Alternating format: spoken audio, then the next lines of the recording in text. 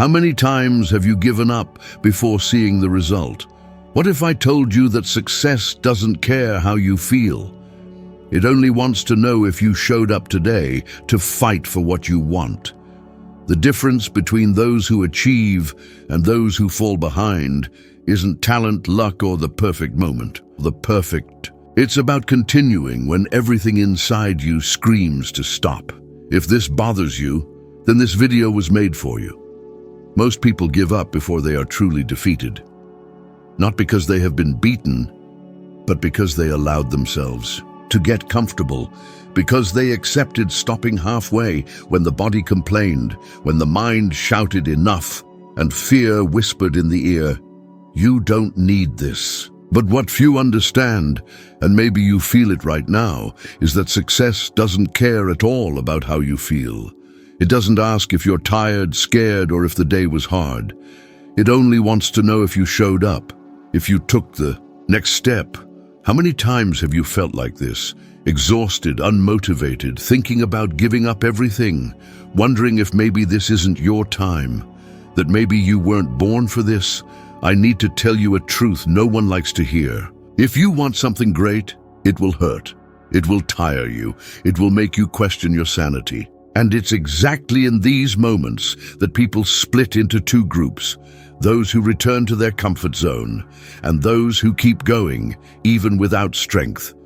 Now imagine you stand before two roads. One leads back to what is easy, predictable, comfortable, where the same things keep happening and nothing changes. The other is rough, unknown, dark, full of risks, and no one can guarantee you will arrive. And here's the point: you know which road makes you grow. But then, how many times have you chosen to go back? How many times have you told yourself that now isn't the moment, that you'll wait a little longer, that you need more security, more money, about 900 euros, more time, more support? But the truth is, the moment will never be perfect. And if you keep waiting, in a year, you'll be exactly where you are now. Abraham Lincoln knew this. Few people know the full story, but before becoming President of the United States and leading a nation divided by war and prejudice, he faced a series of failures that could have buried any ordinary man. He lost businesses, jobs, and the person he loved. He was defeated in several elections, ridiculed, suffered from depression. He was the kind of man society said he wasn't born to win. But Lincoln made a simple and powerful decision: to continue. Not because he was confident, not because he was stronger than others, but because he believed his purpose was greater than fear and exhaustion. And this choice, to keep going when everything called him to stop, changed not only his life, but the history of an entire country. Do you realize the power of this? Lincoln wasn't a genius. He wasn't brave all the time. He just decided to get up one more time than he fell. And that is the secret that separates the few who win from the many who give up. The ability to force yourself to keep going when your whole being tells you to stop. And look, I'm not talking about great feats. It's about the next step. That's it. When your mind says enough, you take one more. When fear whispers go back, you ignore it. When it seems like no one supports you, like nothing is working, you trust the journey. Because at that very moment, while most give up, those who keep going ignite a part of themselves they didn't even know existed. A power that is born only in discomfort. It only appears in exhaustion. That is where true transformation happens. There is a very interesting fact from a study conducted by the University of Scranton, which revealed that 92 out of 100 people give up on their goals before completing them. And the main reason is not lack of skill or resources. It is emotional quitting. It is stopping halfway when you still could have tried one more time. So I invite you right now to do something different. Every time your body or mind tells you to stop, repeat to yourself, what the mind conceives and believes, it can achieve. This is not just a nice phrase from a book. It is neuroscience. Because when you say this and act, even in discomfort, You train your brain to understand that quitting is no longer an option. For 7 days, every time the urge to give up, to put it off, to procrastinate arises, stop, breathe, and take one more step. Just one more. You don't have to solve everything now. You don't have to rush. Just refuse to stop. And watch what begins to change. Do you know what really separates those who achieve extraordinary results from those who remain trapped in the repetition of the same cycles? It is not intelligence. It is not money. Not even the environment they were born into. It is clarity of purpose, because those who know why they are walking can endure anyhow. And the absence of this purpose is what makes most people quit before seeing the first sign of progress. Do you realize this? The vast majority get up in the morning without knowing exactly what they are fighting for. They simply react to what the world imposes. They complete tasks, put out fires, live for bills, schedules, and obligations, but without a real purpose, without a reason worth enduring discomfort. No one can endure the path. And have you ever found yourself like this? Running all day, exhausted, without knowing if all of it is leading you somewhere you truly want? Maybe you are at that point right now. And it is okay to acknowledge it, because from this acknowledgement, you can do what most don't. Decide what moves you. Napoleon Hill experienced this firsthand. He was not born rich, nor with access to great opportunities. He lost his mother as a child, went hungry, faced rejection, and almost gave up on his dreams several times. But when he met Andrew Carnegie, the industrial magnate, his life changed. Carnegie looked at that young journalist and gave him a challenge to interview the brightest minds of his time, discover the principles that turned ordinary men into extraordinary leaders, and organize it so that anyone could follow. It was more than a project. It was a mission, and Hill accepted. Can you imagine that? A broke young man without structure or influence, standing before one of the most powerful men in the world, challenged to change the thinking of a generation. It was insane. Almost no one believed he would succeed, but that purpose was his fuel. He woke up not knowing if he would have food to eat, but he knew why he was waking up. And this why was greater than any excuse, greater than any fear. And that is exactly what most people lack in life, a purpose so big that it no longer allows small excuses. Without it, even the smallest obstacle becomes a reason to give up. A criticism, an unexpected event, a financial difficulty, all seem like the end. But when the purpose is clear, these obstacles do not disappear, but they lose the power to stop you. A study conducted by the University of California showed that people with clarity of purpose have resilience levels up to 60% higher in the face of adversity, as well as higher rates of personal satisfaction, well-being, and longevity. This is no coincidence. Purpose directs, organizes emotions, shifts focus away from pain, and points to the value of effort. Here is a direct exercise. Stop now. Take a piece of paper and write. Really write. Don't just think it. What moves you? What problem do you feel you were born to solve? What injustice bothers you? What mark do you want to leave in this world? Don't think about what others expect from you. Forget what seems realistic. Write what would make you wake up before the alarm clock, work late without feeling it as a sacrifice, cross a storm if necessary. Don't accept superficial answers. Don't fall into the trap of, I want to be happy, or I want to make money. Happiness is a consequence. Money is a tool. What is the real reason? What legacy do you want to leave when your name is no longer here, but your actions still echo? And when you find that answer, because you will find it, put it in places where you can see it every day. On your phone screen, on the bathroom mirror, next to your bed, because the moment will come when the desire to stop will be great. And if you don't remember why you started, you will give up. It is the purpose that whispers, keep going, when everything around you screams, give up. Martin Luther King Jr. knew this. He did not cross cities facing death threats, being imprisoned and attacked because it was easy. He did it because his purpose was clear: equality. A world where the color of skin does not define the value of a human being. That purpose turned every pain into strength, every stumble into a reason to continue. And just like him, you also carry a cause inside you. You may not have named it yet, but it is there. And if you still think this is just nice talk from a self-help book, look at your own story. How many times have you endured the unbearable because something greater called you?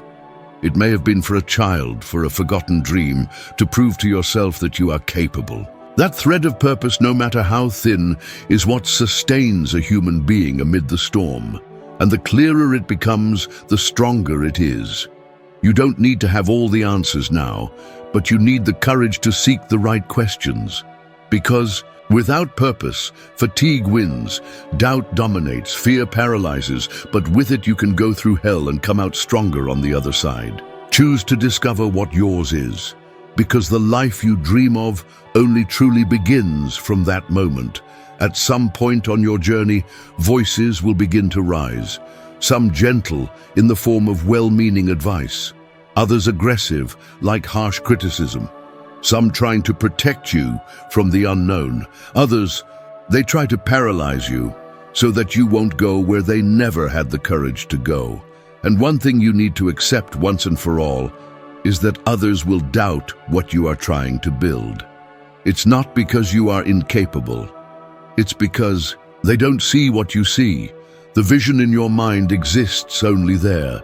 And that frightens them. How many times have you wanted to start something, shared it with someone, and received a sideways glance, a discouraging comment, or heard that classic phrase, "If I were you, I wouldn't do that"? The truth is, most people project their own limitations onto others. They can't believe something can be done because they never dared to try. And to justify their own stagnation, they try to make you believe you won't succeed either. And here lies the test, because the temptation to stay silent, to step back and to seek approval is enormous. After all, since childhood, we are trained to seek acceptance. But if you really want to build something great, you will have to learn to move forward in the silence of others' disbelief. You will need to keep your vision alive even when no one else can see it. If you look at history, you will see that great changes went through exactly this. Galileo Galilei, for example, looked at the sky and saw what no one wanted to admit, that the Earth was not the center of the universe. The consequence? He was condemned, silenced, humiliated. But today, who are Galileo's critics? No one remembers. Only his name has crossed the centuries. Because criticism is temporary, transformation is not. Napoleon Hill himself faced this reality. During the years he wrote Think and Grow Rich, while interviewing the most successful men of his time, he was discredited by many, called a dreamer, an irresponsible visionary, accused of feeding false hopes. In the midst of the Great Depression, when people barely had money to eat, roughly equivalent to about 30 euros in today's value, he dared to speak of wealth, mindset, and purpose. That disturbed people. Because those who live in mediocrity feel offended when someone proposes an alternative. And maybe you have felt this yourself when you start seeking more, dreaming bigger, changing your mindset. It's common to notice that the people around you begin to look at you differently. Ironical comments start, insinuations, advice disguised as concern, and that hurts, because many times it comes from those you love. But here you need to understand, others' judgment is just a reflection of the barriers they themselves have built. It's not about you, it never was. Albert Einstein experienced this even more intensely when he presented his ideas that challenged the physics laws known at the time. He was ridiculed. Many intellectuals of that era tried to discredit him, but he did not back down, because the clarity of his vision was greater than the noise of criticism. And this must happen to you. You should not seek to eliminate criticism. It will always come. Your task is to develop the mental discipline to filter, to know what is constructive advice, that which makes you reflect and improve, and what is just destructive noise meant to weaken you. The first you accept and refine. The second, you discard like dust blown away by the wind. It is curious.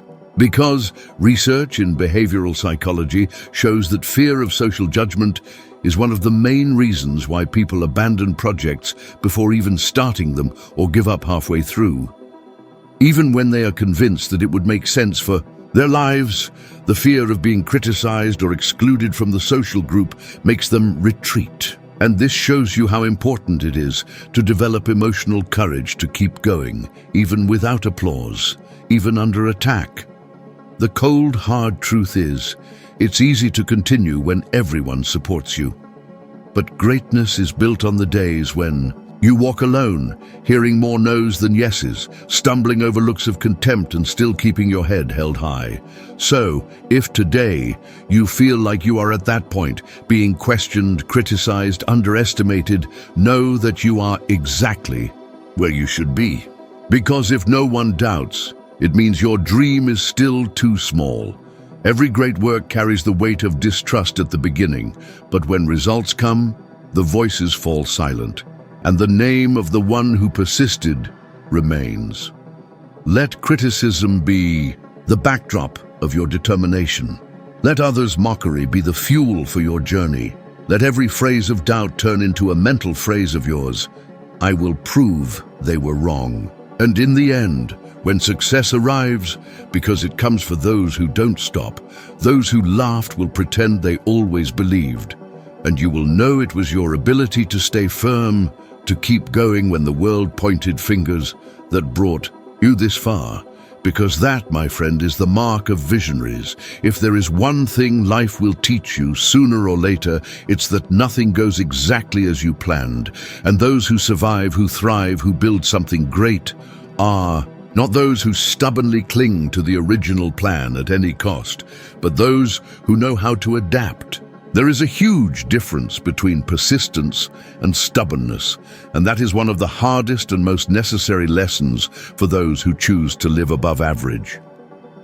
How many times have you held onto an idea, a strategy, a way of doing things, just because it was comfortable, just because it worked before, and deep down you knew it no longer served you, that life changed, that the situation shifted, but still you clung to it out of fear of the new? That's normal. The human mind is programmed to seek security, to repeat patterns that seem predictable. But success lives precisely where the predictable does not reach. Dwight D. Eisenhower, President of the United States and Supreme Commander of the Allied Forces in World War II, was a brilliant strategist. But his true talent was not in following a single plan until the end. He himself said, "Plans are useless, but planning is indispensable." Because he understood that war, like life, consists of variables. The enemy changes tactics, the weather changes, the terrain changes, and whoever sticks to one strategy dies. The lesson here is clear. You need a firm goal but flexible methods. The purpose does not change, but the path does. If the plan you made is holding you back, if the old strategy no longer works, have the courage to let go. Don't confuse quitting with failing.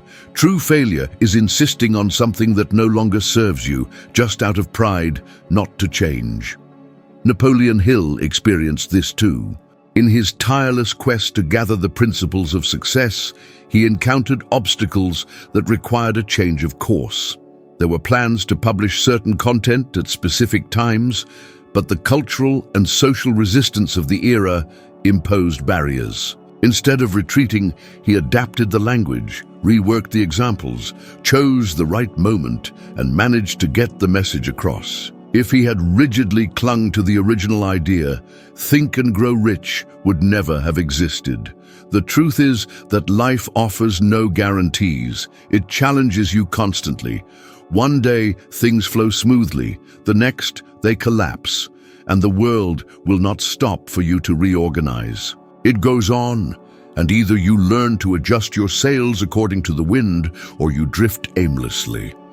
A study conducted by the American Psychological Association showed that individuals with greater cognitive flexibility, the ability to adapt strategies and thoughts to new or unexpected situations, have higher levels of professional success, mental health, and personal fulfillment. That is because the stubborn, rigid person breaks, while the determined, flexible one adjusts, reinvents themselves, and moves forward. And perhaps you need to hear this now. If what you are trying no longer works, if the resistance you feel does not strengthen you, but suffocates you, maybe it is not time to abandon the dream, but to change the method. And that is okay. Great victories demand this. Whoever tries to break through a wall by force when they could have gone around it wastes energy in vain. How many opportunities have you let pass because you were too attached to a single way of doing things? Because you did not want to learn a new skill, try a new format, change the script. Evolution only happens for those who allow themselves the discomfort of reinvention. Be humble enough to recognize when something no longer works and brave enough to seek another way. Because changing strategy is not a sign of weakness. It is a sign of intelligence. It is a sign of commitment to the result, not to the ego. And if the world around you changes all the time, why would you remain the same? Companies that dominated their markets and then disappeared did not fall because of lack of money or talent. They fell because they refused to adapt, because they ignored the signs, because they overlooked changes. You, at this moment, have the opportunity to do things differently, to look at the landscape of your life, your goals, your methods, and ask honestly, does this still work? Or am I insisting because it is more comfortable than admitting I need to change? Remember, the purpose remains, but the plans, those must change as many times as necessary, and the faster you accept that, the lighter the journey becomes. Do not resist changes, because they do not come to punish you, but to prepare you for the next level. And only those who learn to dance with the unpredictable get there. Life does not reward those who start excited, but those who keep going, even when no one is watching, even when everything seems against them, even when the path changes direction. Success is not linear. It demands clarity of purpose, courage to face criticism, and above all, flexibility to adapt the route without abandoning the mission. Now, if you have made it this far, you have proven that you belong to the few willing to seek more, to grow, and I invite you to continue. The next video appearing on your screen now will take you one step higher on this journey. One more step, one more tool, one more adjustment to make you 1% better than you are today. Thank you for accompanying me this far. I'll see you in the next video because your evolution is just beginning.